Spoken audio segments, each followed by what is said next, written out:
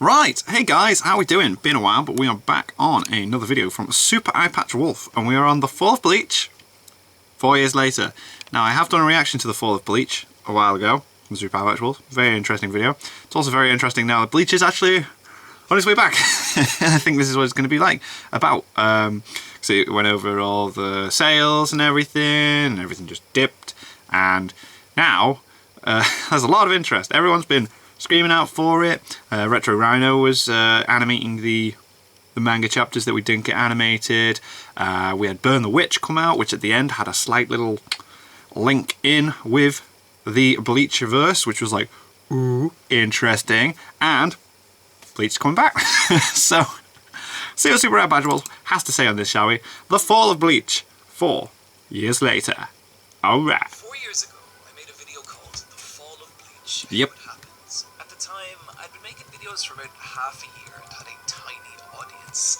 And that's why it was such a shock when, at a party, a friend told me that the Bleach video I had uploaded earlier today had been watched by 20,000 people. Yo. I was happy. Fuse. The video was a big step forward for me in terms of writing, growth, editing, telling a story, and it went on to be the third most viewed video on my entire man, it's in the millies. 3 million views. Boom. But there was a problem. Oh. The information that story was based on was wrong. Oh. Initially, the reaction was really positive. Even Bleach fans seemed to appreciate the video. But over time, that started to change. Oh no. People started to point out glaring mistakes in the Fall of Bleach. Ooh. And while I waved it off as people being angry on the internet at first, did you actually check up on it? I was left with the uncomfortable reality that I had fucked up. Oh no. And I've talked about this on Twitter, in other videos, and in the description of that video, but there would always be people telling me that I needed to remake the Fall of Bleach. Oh, cool. This is interesting. What pisses me off most about these people is that I agree with them. Oh no. The Fall of Bleach was built on a simple idea, that the magazine Weekly Shonen Jump ranks its series by order of popularity in its table of contents based on reader surveys. Right. And when I charted Bleach's table of contents position over 10 years, I noticed a trend as Bleach went from the third most popular right down to the position bottom, to gradually falling all the way to the back of the magazine before being cancelled in 2016. My video charting how the decline in quality of Bleach's story correlated that trend. There's two huge problems here. The first being the idea that the Shonen Jump table of contents reflects the reader's surveys is a heavily circulated piece of misinformation with no definitive evidence to substantiate it. Sure, it's possible that a negative response to Bleach in the reader surveys could have pushed it to the back of the magazine. But it's equally possible that Jump wanted to take Bleach, one of its most popular series, and put it to the back to incentivize readers to read all the way through. Ooh, that is another way of looking at it. Yes. Series. The point is, we don't know. It's a decision. That would be a decent way of doing it, wouldn't it? But the logic behind it is not available to the public. Right. The second is the idea that Bleach was cancelled. This became another heavily circulated piece of misinformation when Bleach was announced to be ending in just 5 chapters, which caused a lot of speculation given how abrupt it seemed and created an interesting narrative when combined with the misinformation about the rankings.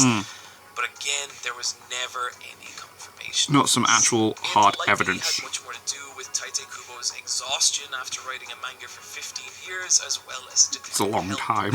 It's a long freaking time. Later stated in an interview how he ended the series how he wanted to. So, first thing we need to address: did Bleach actually fall in popularity? Well, our best indication of that is in its sales figures. If we look back at Bleach's yearly sales, we can see it topped 6 million units in 2009, before a pretty steep decline at around 2 million units in 2016. But yearly sales estimates can be misleading. So got a lot of information here. It's not hard, like, we can see cast, is it? that Bleach's volume sales peak at volume 37, selling 800,000 copies.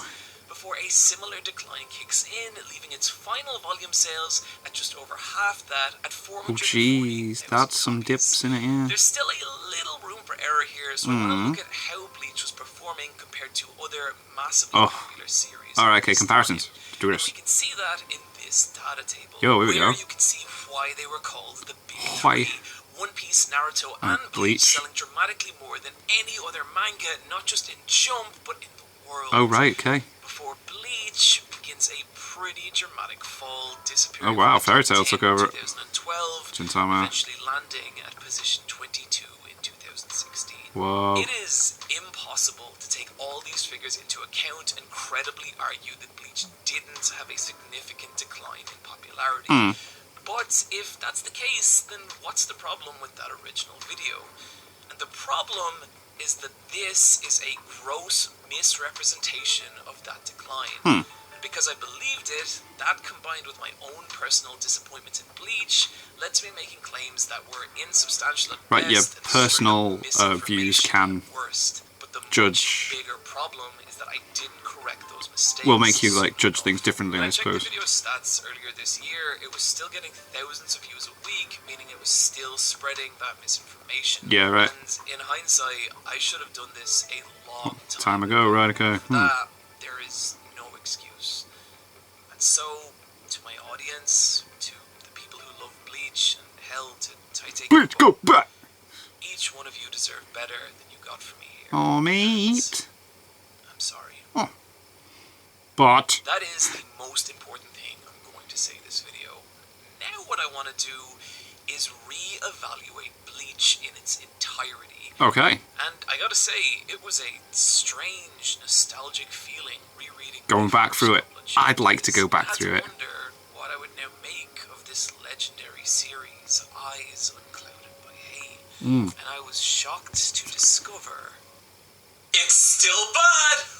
You lose again, Bleach fans! You lose again! Okay, no, I'm just fucking around. Kinda. Oh no. We'll get there. Alright, okay. But before we do, I want to shout out DBZ Imran's video on Bleach, in which he addresses some of the flaws in my original video. This video being a way more positive take on Bleach than you're going to get here. And right, okay. he comes to about the quality it's still bad. Story. He's a cool guy, and you should totally follow him if you're into I can't wait to see and the Blood War arc animated. It's going to be so cool. Faith that I don't consider my own viewpoints on Bleach as one of some omnipotent super being whose every whim reflects. Behold my power and the knowledge and opinion. Opinion as valid and flawed as the next humans, but one who just so happens to have repeatedly tumbled ass backwards up YouTube mountain by complete accident, with a follower count which, oh Jesus, fills me with an existential anxiety I can only express. A lot of people. Jones, where a magical cup melts a man's face off. And with that in mind, let's begin. Alright. One of the criticisms I regret most in that original video is the idea that Bleach's art gets worse. Bleach's style does you did say that, didn't it? Like, course of its run, starting as a looser, more playful style before evolving into something more rendered and moody. But that later style does fit the more serious tone of later Bleach. And the Kubo doesn't want to illustrate a lot of backgrounds. Who gives a shit? He doesn't have to. Chapter 6 or 600, the idea that Kubo's artwork gives you anything to complain about is insane. He's able to render battles with so good. Level of impact and spectacle, while also able to imbue his characters with a really subtle sense of emotion. You get some feeling from that. Expressing visually who these people are, and particularly through their clothing. Take the 13 Soul Society captains. The all Gote of whom 13. wear the same basic uniform, but each have altered it in some way with these goes with their personality. That are so subtle and so expressive. There's one page where he they all stand out individually. Tiny close-ups of different captains' outfits to identify them, and immediately you know who they are. Yeah. Just from how expressive these little details Class. are. Brilliant. And this goes Brilliant. double for Ichigo and his friends. Part of the appeal of Bleach is that these characters are not just kids like in other shonen series, but are teenagers. Yeah, they're slightly a little bit more grown up than your normal shonen characters. You can feel the fashion of the early 2000s in each character design and splash page. And it was all the OPs had like cool little designs, didn't they, as well, yeah. The idea of adolescence. And that was the appeal of Ichigo. He wasn't a boundless spring of shonen optimism. He had a bad attitude and a short temper, especially in this one page where he expresses his disdain for the system and authority of the school and teachers. His willingness to fight corrupt systems becoming a much bigger deal later in the story. But he was also just a lot of fun to watch, especially when these zanier characters bounced off him. Like they did have a good chemistry. How hilarious she is in the earlier chapters, but this drawing of herself in the future is maybe one of my favorite panels in the entire manga. That's brilliant. After some supernatural hijinks cause Ichigo to inherit the powers of Rukia, So cool. Soul Reaper, basically samurai with Reaper, he's tasked with hunting and killing hollows, monstrous undead beings who feed on the Weekly souls Hollow of the Week. dead. Weekly Hollow of the Week. This leads him to a battle with his first big enemy, Grand Fisher. Grand It's Fisher. revealed that Grand Fisher is far more dangerous than the other hollows, but is also responsible for the death Of his Ichigo's mother. who died trying to protect Dun, him, dun, and trauma dun. that Ichigo has never recovered from, giving this fight a real emotional weight. Yes. As he's not just There's fighting more a to it. scary monster, but his own inability to overcome his own grief. Yeah. Grand Fisher mocking Ichigo with the If he beats image Grand of his Fisher, deceased it will help mother. him. And the really sad part is Ichigo doesn't even win. Grand Fisher escapes, and this is the moment I started to really love Bleach. Because grief isn't just something you can overcome in a single instant, and Ichigo's failure to defeat Grand Fisher is a fantastic expression of that. This is the core of Ichigo's character, his inability to escape his own grief, and how that fuels his desire to protect the people he loves. And it's that motivation that drives Ichigo through the first major story arc of Bleach, the Soul Society. After spending 2 months in the world of the living, Rukia is captured by 2 extremely powerful Soul Reapers and charged with the crime of transferring her And she's powers to gonna a human, die. sentenced to death in just We must save the 1 princess from a castle. Ichigo and his band of supernaturally powered teenagers attempting to save Rukia by launching an invasion on Soul Society. So cool. a dangerous new world defined by Freaking a rigid hierarchy epic with rules that feel season. cold and unfair. And if that isn't a damn near perfect analogy for being a teenager entering adult society for the first time, It's a struggle. I don't know what is. The real beauty of this arc, however, comes from the Soul Reapers themselves. They're so That's cool. because of how well developed they are, both as an organization and as a community of people. The Soul Reapers are made up of 13 different squads. Look out, each led by T13. a vice captain and captain. Vice captains being powerful warriors, each possessing their own sword with its own special ability known as Shikai. Which is classed as C each one's, because you're like, ooh, what does this guy do? Having access to Bankai. Bankai. Spectacular, ultra-powerful techniques unique to each sword. And it's just a They're all lot different. of fun discovering what each captain and lieutenant can do. I mean, Renji didn't have his at the time, but a sense of escalation as Ichigo goes from fighting regular foot troops to vice captains all the way to captains. Yeah, man. Which are depicted as these terrifying behemoths, Kenpachi. massively powerful and nearly impossible for Ichigo and his friends to overcome, creating an incredible amount of tension and drama whenever one steps onto the battlefield. But even more than that, the reason 13 Court Guard works so well as villains is because they kind of don't feel like villains at all. Yeah, because they're not really villains. Among them, but most just feel like people. They're the just series taking the time to develop their history, like the obstacle in the way of the good guys trying to save, so what? Relationships. Until the reveal. Any 2 members of Soul Society, and chances are you'll be able to draw a kind of social spiderweb of Oh yeah, definitely. Yeah, yeah. relationships connecting the 2. And it's these relationships that are at the heart of the Soul Reapers. Take the captain of Squad 7, Komamura, and the captain of Squad 9, Tosin. Komamura, being deeply ashamed of his bestial appearance, hides his face from the world. But he's found comfort in his bond with Tosin. Because he can't see him. A blind swordsman who doesn't care what anyone looks like. Because he can't. It's really sweet, but there are so many little relationships like this. Childhood friends, rivals, drinking buddies, unrequited lovers. There's a tremendous amount of time spent developing these characters. Yeah, they've all got backstories, man. It's class. And it's from this that the battles of the Soul Society draw their emotion. Whoa. And you can see this especially halfway through the arc when Ichigo faces Renji Aburai, one of the Soul Reapers responsible for capturing Rukia. But the beautiful thing about this fight is it's not just a good guy versus a bad guy, as it's revealed that Renji and Rukia actually best friends. grew up together in one of Soul Society's So he's struggling with it as well. districts, and learn to survive by forming a band of thieves with other children and eking out a life of impoverished happiness amidst the chaos. But as the 2 grew older and closer, they lose each one of their friends to the violence around them. And so desperate to build a better life for each other, join Soul Society as student Soul Reapers, but become separated when Rukia is adopted into a prestigious noble family headed by Byakuya. So Renji and Rukia's life together comes to an end. Because of this, when Renji finds out that Rukia is going to be put to death, it kills him. He wants to be the kind of person who can save her, but he also can't let himself believe that someone of his lowly status could ever stand against something as impossible and monolithic as the Soul Society, and especially against his captain and Rukia's own brother, the massively powerful. He is so freaking strong.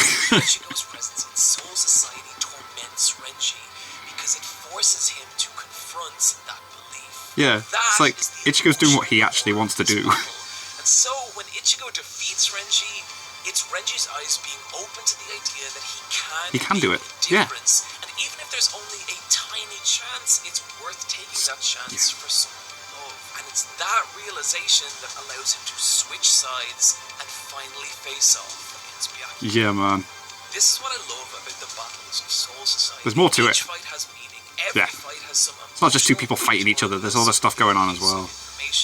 Even minor encounters like Chad versus Kyoraku demonstrate the ocean of power separating regular people from the As a result, Ichigo's showdown with Kenpachi that immediately follows feels all the more desperate and terrifying. God, Kenpachi, man, it's just brute. To understand how frightening the prospect of facing a captain is. The battle forcing Ichigo he slices through his sword. death in order to move forward and save Rukia in one of the most violent showdowns of the series. Each fight serves a purpose, each fight tells a story, and serves as a link in the chain that moves the larger narrative forward. But it's in that larger narrative that begins to form around these fights, Soul Society becomes one of my favorite pieces of shonen storytelling. It's the reveal! As we come to know the 13th Court Guard, we start to notice that not all captains seem to trust each other. Some, like the softly spoken Aizen, suspect that something insidious is growing within the organization.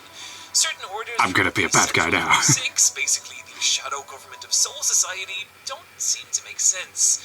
Like Rukia's execution being repeatedly pushed forward. And it seems to have something to do with the unsettling, snake-like Captain Ichimaru Gin. Yeah, man. Who seems to be taking a disturbing glee in Rukia's execution.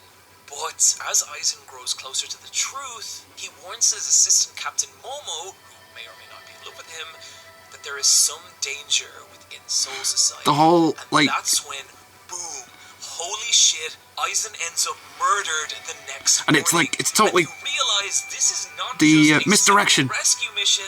Someone with the power to kill captains is behind a deeply fucked conspiracy. It's like, what's going on? There's two things going on now. So exciting. But that's when we discover, hey guys, I'm just going to let you know that I'm going to spoil Soul Society, and it's 2 decades old, and most of you have already watched it. But if you haven't, and you like shonen, the misdirection's genius for it, though, to be fair.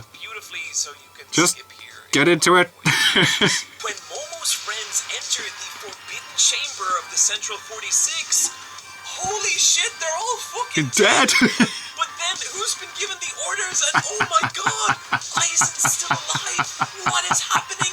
And then he stabs Momo, and she loved you.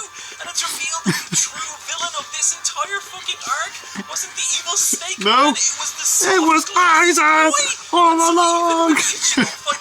Oh my god. Soul Society and defeats Byakuya, Rukia's brother, and the personification of putting what society says is right over protecting the ones you love. It feels monumentous. Ichigo has overcome the impossible system. He's won until Aizen just turns up. Everything Ichigo's learned, all the power he's gained, just get stopped with a finger. In the face of this new enemy. And Aizen removes an ancient artifact in Rukia's body that this whole execution was about. And who, alongside Gin and Tosen, disappears into the world of hollows as he attempts to ascend to the power of godhood. And man, it's incredibly insane. Fantastic. The entire arc beautifully building to a shocking, satisfying climax, letting Ichigo overcome his own trauma by literally facing the gods of death themselves and saving someone he loves while overturning a corrupt system, while seamlessly revealing the true villain of Bleach. The way he just slicks his hair back. Into the next major story arc and its pure shonen storytelling brilliance. And I only have 3 tiny issues with it. Here we go. 1. Ichigo. He's kind of a reactionary character. 2. Yes. The world building of the Soul Society is a little weak. This is a place where all people, yeah, every it's a bit culture, confusing. Every era are all crammed together in one gigantic afterlife. But instead of expressing that through the world building, it feels like Kubo kind of just looked at feudal Japan and went, just drew it. That. And 3, yeah. I'm gonna frame this in the form of a question that we'll come back to later. Okay. And it is, how does Ichigo win fights? These are all such minor issues that if we were talking about Soul Society by itself, I wouldn't even bring them up. Right. But I do because they are the seeds to problems that will eventually grow throughout the series and have dramatic effects on later arcs. And where those seeds start to poke through the surface is in the next major arc, Mundo. Oh my god. After a few skirmishes with the Arrancar, Crypto! Aizen's army of massively powerful hollow people and totally not furries, I swear to god they're not furries, the Wake Up Mundo arc begins, and immediately we kind of have that same problem with world building. This place is basically hell, or at least a bad afterlife. And think of all the crazy ways that's been portrayed in media. But instead of that, we kind of just get a giant empty desert, and it's like... It's not depicted as cool. bad. At this point, it's still yeah. not an issue. The much bigger problem with Wake Up Mundo is it's kind of just Soul Society again. Right, and I was a little general with this criticism last time around, so allow me to be more specific. Ichigo and his friends invade a land of extremely powerful death gods who are all part of a hierarchical organization in order to rescue their female friend. Oh my god, yeah. Imprisoned for semi-mysterious reasons. They immediately encounter a large enemy who they defeat with an overwhelming display of force before being split up and fighting. Oh my god. Earth fights a mad scientist who sacrifices his own minions. Oh my god. Depicted as one of the most powerful members of the group before being squashed by an even more No. to demonstrate the danger of the force. One of Ichigo's allies is a cute side character who eventually transforms into a sexy, powerful, fully grown woman who used to be part of the opposing force before switching sides. This is Homer insane. and Ichigo show up to help in the final stage of the battle, and Ichigo fights first a low-ranking enemy, then a wild middle-ranking enemy with a steel fighting style, and finally, in order to save the girl, a massively powerful, stoic and cold high-ranking member of the enemy force who previously defeated him. And during this battle, he loses control of his hollow side. Oh my goes berserk god! Before finally regaining control and saving the day, before Aizen reveals that the kidnapping of the girl is only the small part of a much larger plan. This is not general structural repetition. These are the same story. Oh my god, yeah! This may be the first indication that Bleach is struggling a little with its long-term Holy direction. crap! But worse, by being so similar to Soul Society, it shows you exactly what's missing from Wake Up Mundo. Oh my god. Particularly in the Arrancar. The problem with the Arrancar is that they're never given the time to develop as characters. This is true. The same way the Soul Society, yeah. I can tell you every captain, vice captain, and even some of the seated chairs of the 13 Corps Guard. I can tell you about their backstories, their relationships, their motives, even the really unimportant little side people, because the series spent the time to tell you who these people but were. now it needs a Arrancar, Now, guys. with that in mind, if you've seen Bleach, can you tell me anything about any of the characters on screen right now? Their relationships, their goals. How about this guy or this girl, or was this guy really in it? I watched this like 2 weeks ago. Is this actually a character? Oh yeah, no, it is. Okay. This isn't to say there isn't any characterization. There is some. What flashes we do get of the Arrancar aren't really interesting. Notora pointing out the hypocrisy of the Soul Reapers, Ulquiorra slowly developing a bond with Orihime, and Barragan hurling his axe at Aizen in one final act of defiance. These moments are great, but they're so brief, feeling more like you don't get like that actual impact of what it's meant to be. Driving the character's actions. With most of the Arrancar, even some of the really important ones like Halle Bell, given little to no development at all. And it doesn't just make for less compelling characters, but critically has a dramatic effect on how Bleach's fights work. Okay. When I talk about Oh fight my scenes, god, I here we like to go. break them down Yes. into two narratives. modes: emotional narratives and technical narratives. Okay. And to help explain this a little, think of a showdown from an anime as a game of chess. Right. The emotional narrative is the story that's brought the two opposing players to play this game of chess. Their backstories, their journeys, their relationships, and what victory or defeat means to like what the outcome will be. In other words, the emotional narrative is everything that happens off the chessboard, while the technical narrative is everything that happens on it. Everything that happens on the Right, chessboard. okay. The physical story that unfolds through each character's actions. This is interesting. The logical progression of moves and counter moves that leads to one character checkmating another. To break this down in terms of an actual battle, let's take Frieza versus Goku. Okay. The emotional narrative here would be that Frieza is a horrible space racist who validates his own existence by inflicting pain and misery on others. anyone Yes. he deems weaker than he is. Goku being a member of one of those supposedly inferior races, whose people have been genocided by Frieza, now fighting For a to very, prove very long that time. Frieza's power does not justify his actions. As for the technical narrative, I won't go through it all because Oh my god. fight. The final It's an hour and a half long. are the famous moment where Goku goes Super Saiyan, which lets him finally fight on even footing with Frieza. Frieza in turn growing more desperate, leading to him using his rather dangerous Destructo energy discs. discs. The fight ending Oh no, with Frieza's oops. own attacks being turned against him. This is the logical progression of actions, the technical narrative that brings the fight to a close. Okay. As long as a fight scene has a strong emotional or technical narrative, it's probably going to be pretty entertaining, with great ones incorporating both. Oh my god. But I would say the strength of the battles in Soul Society were in their emotional narratives. And you can see that in the battle with Renji. Look at the amount of storytelling that went into establishing who he is, why he was fighting, and how the outcome of that fight changed his future actions in that story. And the problem with the battles of Hueco Mundo is there is so much less character development. It means the battles lack that emotional storytelling that was so critical in Soul Society. And I'd even say that of the really big fights, like Ichigo versus Grimmjow. Oh now, my god. I like Grimmjow. Yeah. I like his swagger. I Yeah, would man. let him buy me a drink. But my problem with this showdown with Ichigo is it lacks any kind of personal or emotional narrative. Yeah, there's no real that drives the reason conflict. We get a to the little fight. backstory about how Grimmjow ate his old Hollow partners, which does set up a nice contrast with how he and Ichigo view relationships.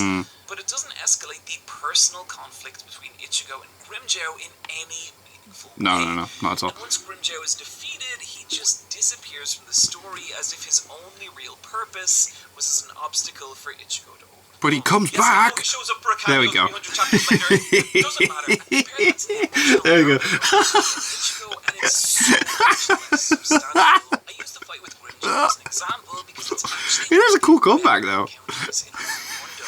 But the reality is that the vast majority of battles are way worse. Most feel like they exist in isolation, devoid of any meaningful personal narrative or the sense that they are weird part fights. of a larger story. And this leads to a second problem with Bleach's fights. Right. And that is, when you take the emotional narrative out of them, it exposes how simple and repetitive the technical narratives of Bleach's battles are. Right. To show you what I mean here, we go. let's take Uryu, and let's look at how he wins his first 4 fights. Okay. He wins his battle with Jirobo by unveiling his brand new weapon, the Samurai Glove. Yes. He wins his battle with Mairu by unveiling his brand new modification, the Let's Still. He wins his fight with Werner by unveiling his brand new weapon, the Ginrei Kojaku. He wins his fight with Sander Wiki by unveiling his brand new weapon, the Seilei Shinder. I'm not criticizing any of these fights individually, but you can start to see a pattern. Each time he comes up with something new. Fights ends with him introducing a brand new element the audience has no prior knowledge of. Yeah, it's just out of nowhere. It's that new element that solves the conflict. In stage writing, this is known as Deus Ex Machina. Just out of nowhere. Unexpected power or event saving a seemingly hopeless situation. But this is shonen, so I'm going to call it the Star Finger. The Star Finger problem. Starfinger Just out of nowhere. Crusaders, when in order to get Jotaro out of danger, Star Platinum is given the rather strange ability of extending his fingers and just stabbing people from far away. The issue I have with this is that Jotaro's Star Platinum is a short-range, high-damage stand. Yes. Meaning Jotaro's problem he must overcome in his battles is how to close the distance between his opponents against a long-range and deliver person. as much damage as But possible. then out of nowhere, And to do this, he'll need to carefully observe and understand the abilities of his opponents and exploit the weaknesses of those abilities while they try and do the same to him. This is the kind of psychological tactical battle that would come to define JoJo, and how a series that is 95% male models shooting ghosts at each other stays so compelling, because it leads the viewer on this wild ride of moves, counter moves, and counters to JoJo's is so good. If you've not seen JoJo's, get into it. Strong technical narrative that leads the viewer through fights. The problem with Starfinger is it allows Jotaro to cheat the short-range limitations of Star Platinum, bypassing the entire narrative of the fight, robbing the audience of that story. Yeah. And Bleach is full of Starfingers. Yeah, man. Now, granted, it is not the only shonen series guilty of this, but it does do it a lot. Right. Here we go. Kenpachi defeats Noitara by unveiling his brand new double-handed. Double-handed, yeah. I do 2 hands now. Enemy by growing a brand new demon arm, and his second by growing a second brand new demon arm. Yurichi defeats Siphon by unveiling her brand new Shunko. Rukia defeats T-Roy by unveiling her Shikai. Yumachika defeats Charlotte by revealing his Shikai. Isagi defeats Findor by unveiling his Shikai. Shishiro survives Halle Bell by unveiling his Bankai. Akaku defeats... this guy. This guy. Do you see what I am saying? Well, tough, we're not done. Later on in the manga, our heroes are being attacked by an enemy who uses the ability God's Light, and Nana reveals her Shikai, which just so happens to be reflect God's Light. And there's even an entire sub-arc where just as all hope is lost, the Soul Reapers have a final hour reveal where it turns out they were all... They had limiters the whole time. Power limitation, which once released lets them Deus Ex Machina victory. I could keep going, but the point is that each encounter ends with something the audience has no prior knowledge of. Yeah, just out of nowhere. It's like, whoa, okay. Bypassing the technical narrative, meaning the strategy or psychology of these fights don't matter. Because inevitably, they're just going to pull something out of nowhere. Final hour, unexpected power or events that will save the seemingly hopeless situation. And there are actual instances of characters using real strategy in Bleach, like Ushoda trapping Baragon in a barrier that's cool. to avoid Soifon's Bankai, and moments like this are the hypest of the entire series, but they are few and far between. Far more common being what we just talked about, and unfortunately, the worst example of this is Ichigo himself. Right, The way Ichigo wins fights I have a new transformation now. Through a massive surge of power he uses to overwhelm his opponents. This is how he beats Ikaku, Renji, Kenpachi, Byakuya, Grimjow, Ulquiorra, and it carries all the problems we just talked about, but because Ichigo is our protagonist, several more. A huge part of the appeal of shonen protagonists is watching them gradually get better at something. Watching them actually working towards it. Oh my god, Naruto, creative ways, those new ways of fighting, allowing them to climb to even greater heights. I mean, to a point. Then Naruto just started getting like in Hajime no Ippo, for example, more power from the fox and different modes and that. Absolutely nothing about boxing to gradually learning jabs, uppercuts, That's cool. defense, and footwork. And then when he finally combines everything he's learned into the Dempsey roll finishing technique, it's one of the most exciting moments in shonen because we've been there with him since the very beginning. It's like we've seen the journey, and now we're seeing the end result. Sum total of his entire journey, and Cool. it's beautiful. Likewise, think of all the crazy inventive attacks Luffy learns to do with his rubber body, or the wild shit Naruto pulls off With his shadow clothes. These moments don't just man. look cool, they are the physical embodiment that our protagonists have grown and evolved, and that is the core of shonen. But Ichigo doesn't really work like this. No. His power surges are generally justified through brief and often really abstract feeling training sequences that feel disconnected from how Ichigo actually fights. When I first saw Hollow Ichigo use his sword like a chain and single projectile weapon, I thought that was going to open up a really cool new fighting style. But for it didn't. But that never happens. Instead, the show just has these points where it tells us that Ichigo is now stronger. Yeah, it's like, he's stronger now. Oh, well, I didn't see that. Show me. He gets new swords and outfits. That's a cool outfit. The full bring. That's the full bring, isn't it? Yeah. There's never a feeling that the way he fights or the moves he uses is evolving in a meaningful way. Which means means that his fights just keep ending in the same Yeah, big same. But I Patch Wolf, you handsome devil, I hear the comment section cry. Goku and Frieza also ends in a giant power surge. And look, that's a fair point, but the difference is that Goku going Super Saiyan doesn't end the fight. No. It's just one part in a logical It still keeps going, yeah. It's not like the power-up ends it, yeah. Goku does get a big surge of power, but he still has to use it creatively to beat Frieza, ending the fight in this little moment of storytelling where Frieza's undoing is his own anger and hatred being turned against him. And it's that level of storytelling that's missing from Ichigo's victories. Yep, totally agree on this. It's just a giant surge of power that keep hitting my hand on my desk. Bypass whatever plot obstacle stands in his way. And it's this lack of storytelling that leads to one of the most anticlimactic moments in Bleach. But first, I want to mention that the sales data does not agree with me on a lot of this. Okay, here we go. The arc was actually when Bleach's sales were at their highest, and anecdotally, a lot of people love it. And if you're one of them, it was cool. I'm not trying to say it's bad, just to me that this is when you can start to see the weaker storytelling aspects of Bleach really come to the forefront. And hell, even I'll say it gets a lot better in its second half, the battle over Kakarot. Oh my god. The invasion! Start paying off a lot of those relationships we established in Soul Society. Seeing Tosin finally get his sight back and tell Komamoru, "You're even uglier than I imagined," is such a painful, sad moment for these characters. But it's emotional. I thought you were my friend. Why would you say so? And Aizen comes across as a genuinely terrifying villain. Scary man. A cold, calculating genius who's manipulated this entire situation. He was behind everything. There's some really fun revelations and a genuine feeling of hopelessness. With Gein's reveal as well, which was awesome. State, as each of the remaining heroes hurl themselves against him, only to be effortlessly just crushed. Get down. So when it finally comes down to Ichigo versus Aizen, it feels desperate and tense, and exactly how a final showdown should. This is the anticlimactic moment I was talking about. Right, here we go, yeah. At this point, we watched Ichigo overcome his fear of death and protecting someone he loves over and over and over again.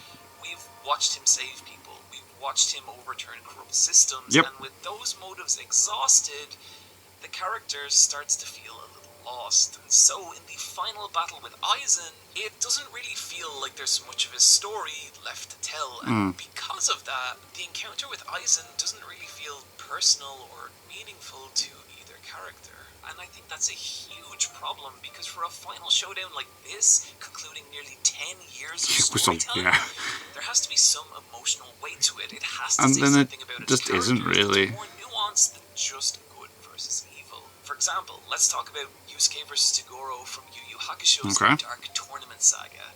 At the heart of this fight isn't a question of good versus evil, but whether it's better to live a life of simple mediocrity surrounded by the people you love, or to throw everything else away in pursuit of a single-minded ambition. And it's because of that question that this fight still haunts me a decade and a half later after I first watched it. And especially considering the 80-hour weeks I've had to put into this video. Haha, just a little meta-humor there for you folks.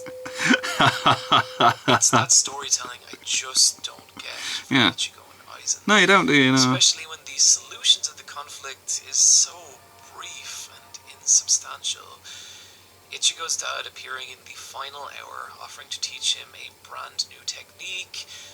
After a brief training sequence, Ichigo is powered up so much that Aizen, that this reality-warping god, can't even touch him.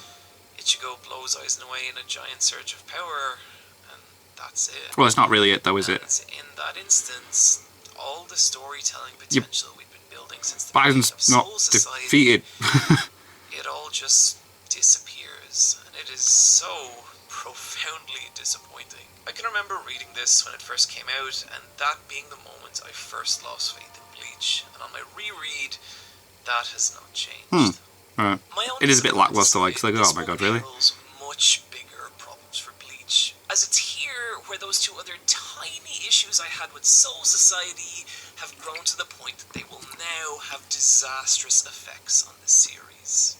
Because Ichigo is such a reactionary character who only responds to external events as opposed to pursuing his own ambition, there is now nothing to push the character Yeah, like, there's no forward, goal. meaning something external now has to happen him. It's like Naruto wants to be Hokage, we know he wants to do that. Leads to the Like, even Thingy in My Hero Academia, like, wants to be the best hero in the world and that, and Black Clover wants to be the Wizard King.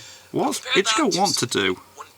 They're looking for the One Piece. It's a quest for it. The longest running and most successful shonen series also has some of the strongest and deepest world building. Right, okay. Where villains, characters, places, and concepts are introduced sometimes hundreds of chapters before they become a major part of the story. But what that means is once the story arc ends, Oda has a near infinite number of places that they can go. Right, next story arc without losing any narrative momentum, because he's already given us the context and information to understand why we should be invested. Yeah, he doesn't have to have too much stuff explained, right. Bleach does not work like this. With Aizen's defeat concluding every major story point and character arc, it means a few tiny unanswered plot threads aside, there is now nothing strong enough to pull us into the next major part of the story. The Fullbring arc is just like... to invent a new reason for Bleach to exist. Yeah, this did seem very much... Yeah, it did seem like it came out of nowhere. I thought it was filler. It's like, what? It's a big sacrifice for Ichigo, cutting him off from the world of the Soul Reapers and bringing his character back to just being the regular normal person. teenager. You're a normal person now. Haha, you're not special. And that's kind of powerful after everything we've been through, especially with him now having to say goodbye to Rukia. Yeah, sad times. But the reason I don't mention it till now is because the central premise of the Fullbringer arc is to undo all of that, with new character Ginjo claiming to have a way to restore Ichigo's power. And so Ichigo joins the Fullbringers, a brand new cast of characters with a brand new villain and even brand new Fullbringer combat system. Yeah, the man. art of summoning souls out of inanimate objects to manifest weapons and special abilities. Kinda cool. Which does lead to Ichigo fighting with a giant swastika for a bit, but you know, that has different cultural connotations we ignore that. in Japan than it we does ignore in other that. places, so we're just gonna move right past that. In fairness, the combat system does feel like Kubo's attempt to revamp the repair. It was a kinda cool idea. And The there idea are some really is cool. ideas here, like Tsukishima's There you go. sword, which implants him in your past so that he becomes the most important person. Yeah, like, I'm your friend now. Creating some great drama as he turns all of Ichigo's friends Against him. And his fight with Byakuya is genuinely the kind of tactical mind game fueled encounter that I wish Bleach had more of. Honestly, I have a lot of sympathy for Kubo here. There is no manual that can tell you how to keep a weekly manga series relevant No, for 10 plus there is no, years. this is how you do it. Kind of thing, this arc attempted to do that. The only problem is that I don't think those chances pay off. Once again, it's very difficult to get invested in the Fullbringers given how little character development they get. Yeah, you don't care. You just don't care about them, do you? The rest of Bleach's world. And about halfway through the arc, Ichigo gets his powers back and we drop all semblance of the new Fullbringer combat system, making it just feel kind of pointless, and that is a criticism. Yeah, like, why did they want him to have his Fullbring powers? So that guy could then take it and... Are restored, the story just meanders on, the Fullbringers being revealed as the villains, the Soul Reapers returning to defeat them, Ichigo beating arc villain Ginjo with yet another giant surge of power. Yeah.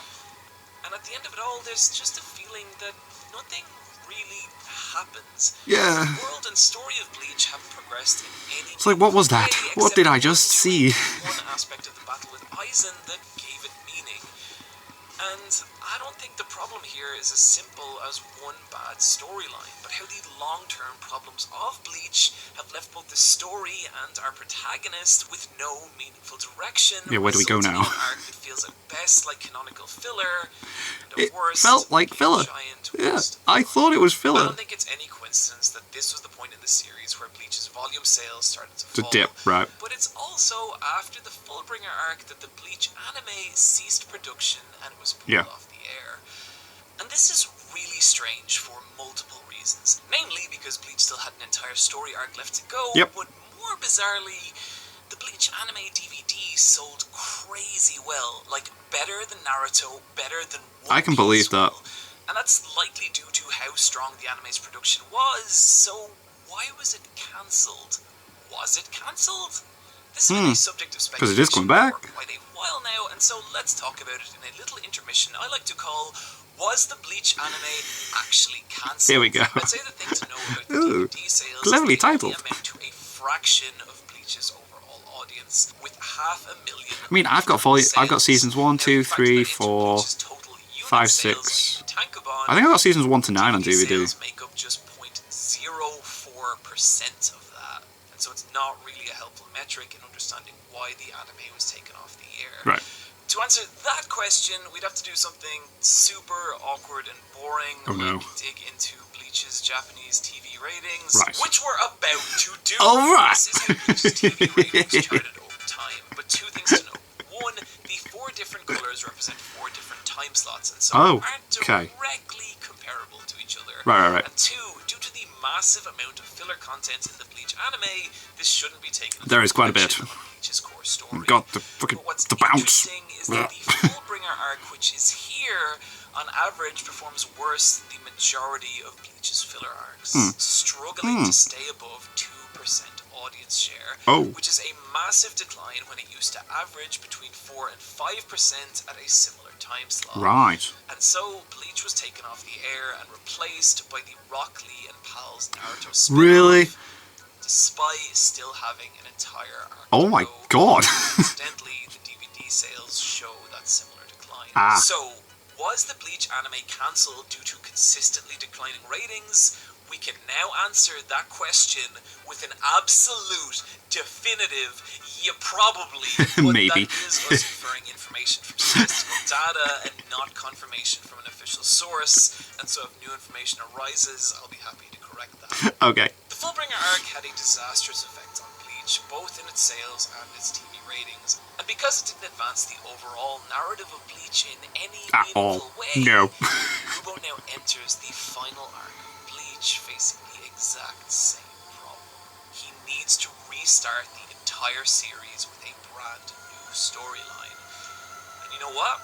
This time, he kind of fucking kills it. The 1,000-year war begins with Soul Society being invaded by a secret army of Quincy, it's class. a race of people thought to have been wiped out in a violent war with the Soul Reapers a millennia ago.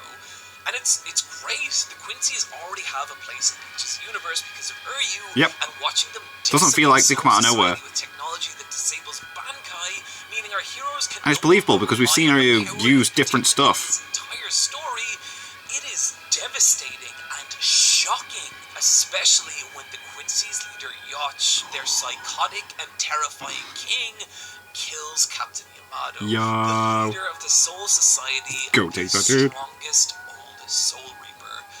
And it's such a fantastic way of turning Bleach's Save the Soul world on its Society. head, so much so that Bleach actually saw a huge surge in sales at this point. But unfortunately, it wouldn't last. The 1,000-Year Blood War is interesting, easily better than the Fullbringer arc, with some really fun villains, cool long-term payoffs like Mimu finally getting her moment to shine, some great fights like Kenpachi versus Grebi. In fact, there's just a lot of Kenpachi, which I appreciate. But as great as the start of this arc is, eventually the long-term problems begin to set in. One of the main ones being Ichigo himself. Right. The conflict with Yacht and Soul Society is great, it's super compelling, but it creates this problem where Ichigo, our protagonist, begins to feel like a side character. Yeah, he's not, I agree with that. Initially, he doesn't have any more motive to stop Yacht than any other member of Soul Society, meaning Ichigo and Yacht's inevitable showdown could lack that personal edge that made the earlier fights of Bleach so compelling and was arguably missing from his showdowns with Ice. It's just like, I'm going to go off screen and learn to fight him now. Kubo knows this, and his solution is a lot of backwards writing. What I mean by this is the 1,000-Year Blood War contains a lot of retroactive exposition. Characters explaining how the whole story has actually been super connected the entire time. Like the revelation that Ichigo's mother was actually a Quincy. Whoa! The reason she couldn't defend herself against Grand Fisher is because the moment she was attacked, was coincidentally also the moment Yacht awoke from a 900-year slumber. My God. And momentarily drained Everyone's all powers. of their power. Yeah. Meaning, in a kind of Ashton Kutcher Butterfly effect, yeah. effect kind of way, Yacht is responsible for the death of Ichigo's Mom, mother, yeah. and they lean on that plot point a lot. There's also another subplot where Yacht is actually the man who lives in Ichigo's psyche, yep. the entire series and has been secretly controlling his actions the whole time. Granted, that was kind of Aizen's deal too, Yeah. but his actions during Soul Society did establish him as a master manipulator, Yeah. whereas with Yacht, It's it kind of feels forced. way less justified. Yeah. My problem with this stuff isn't that I think Kubo's making it up as he goes along. I don't know if he is. Quite possibly. A lot of really great manga authors have been open about the fact that they improvise large As they go. parts of their story, Yeah. so I really don't think it's a problem if you can do it. If you make it work, yeah. But I don't think Kubo does. As the issue with this kind of retroactive exposition is it's a very cheap way to try and solve long-term story problems. And I say cheap because it's really easy to write like this. It's really easy to retroactively explain how any situation was actually the plan of some evil genius. For example, Right. do you honestly think I actually made those completely obvious mistakes in my original video? Ah. Oh, you poor I did it on purpose. granted those inaccuracies there, knowing the video would be controversial, knowing that controversy would spread it across The comment section will be full. and knowing that 4 years later I could just release another massively controversial Bleach video, and the fact that you've watched this far into the video means my plans worked. My Your God. watch time will fuel YouTube's You algorithm, genius spreading bastard. this video across the world and destroying Bleach's reputation once again. And I won't stop. I hope you're looking forward to the fall of Bleach 8 years later, because I'm just going to keep making videos like this until Bleach's reputation is nothing Nothing. but ash My God. and rust. See, this is why I don't think Ichigo is a well-suited protagonist of a long-term series, as the story has to constantly bend itself around Oh, him to God. keep him relevant. Love it. And that leads to the kind of contrived writing we just talked about. Boss, And because absolute of boss. that, it strains the fictional credibility of the story, making the main narrative thread difficult to believe in. But Right. unfortunately, this arc is haunted by more old problems than just this, especially in its battle-heavy second half. One flashback segment aside, the Wonder Reich are massively underdeveloped as characters, Yeah. which has the knock-on effect of draining the emotional narrative from these fights, exposing the weaker technical narratives of them, the vast majority of which end in star fingers. Again, these moments always look fucking cool, but in terms of creating a technical They do look narrative, awesome, like visually, like chapter to wow. chapter, they fail, with sales at this point continuing to fall. It's still coming back though. But It's still coming back. for war, and maybe for Bleach in general, is how it ends. Just as the final showdown with Yacht is getting started, it was announced that the next volume of Bleach Would be the last. its last, Whoa. meaning the story only had about 5 chapters to go. Fans were shocked, posting laundry lists of unanswered plot Oh, points yeah. that the Bloody hell. remaining chapters would have to conclude. But from a storytelling perspective, Yacht is now a godlike being with the power to see and control Everything, the future. yeah. It left no room for a believable or satisfying conclusion. Instead, what happens is Uryu uses a brand new weapon to disable Yacht's godlike abilities, and Ichigo slashes him with a giant, Big sword. completely unexplained surge of power. Mhm. Every time I read through this, I always feel like I've missed a chapter or read something wrong, and I reread it to But you're like, discover nope, that I haven't. okay, that's how it And if happened. the fight with Aizen was disappointing, this is just devastating, because there is a good story here. Yacht fighting for his desire to bring an end to death and suffering, Ichigo fighting for the idea that it is death and suffering that give life and hope Meaning. Yeah. And I think that's a beautiful message, but the problem isn't Not with that message. delivered. It's with the storytelling that surrounds it. Yeah. We get 2 epilogue chapters, and that's it. That's the end of Bleach. Hmm. Which brings us back to the very start of this this video. When I made that original Fall of Bleach video, I wasn't driven by a need to shit on something that was already being plenty shat on. I was driven by the disappointment of years of watching something I loved turn into something I didn't. Oh, it is a shame. If you start something watching, be like, oh, and then a bit later on, you're like, why did I bother? A lot of people felt that way, nearly half its audience. And I think it's important to acknowledge the viewpoint of those fans, because to me, being a fan isn't unconditionally loving something. It's understanding the reasons you do love that thing and being honest with yourself if those reasons disappear. But 4 years later, the fact that I still have problems with Bleach doesn't mean I wasn't wrong in that original video. I was. But that doesn't mean I don't still have problems with Bleach, or that a lot of people didn't. And if you're a massive Bleach fan right up till the end, if you've watched this entire video disagreeing with every point I make, I know. then I have only one thing to say to you. Thanks for watching the video. I really appreciate your willingness to hear me out on this, and I think it's cool you were willing to engage. I mean, I like Bleach, but you're right. And what's more, if you do love Bleach, if it's something that makes you happy in this cold and insane world, Then enjoy it. then fuck volume sales, fuck Yeah. TV ratings, Yeah. hell, fuck me. Yeah. I know, Screw you. Platform, it doesn't make my opinion any more valid than anyone else's. If something brings you happiness, don't let other people's opinions detract from them. Hell yeah. If people use this video to try and explain why you are wrong for enjoying Bleach, I think that's kind of pathetic. Yeah. Not why I do this. After 8 years of hiatus, the Bleach anime is coming back Hell yeah. in its final arc, and I think that's awesome. It's boss. And I say that because, yeah, I do criticize Kubo, but the only reason I'm willing to talk about his work on this channel is because I recognize the oceans of potential the guy has. Yeah. He's an insanely talented illustrator capable of writing great characters and telling amazing stories. He has everything a person would need to write the next I can't wait to watch that series, and I want In fact, it's probably Bleach to be that series. first part is probably anime is probably out by the time this is up. Everything. Bleach is always going to be a special series to me.